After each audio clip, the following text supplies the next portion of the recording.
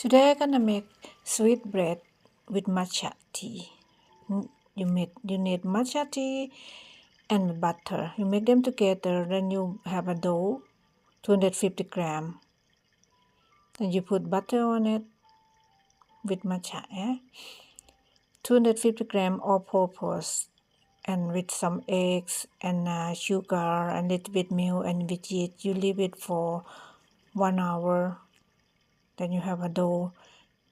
Then you roll it with butter, matcha, and then you put on the oven for 35 minutes, 190 Celsius. Then you have sweet bread. Enjoy!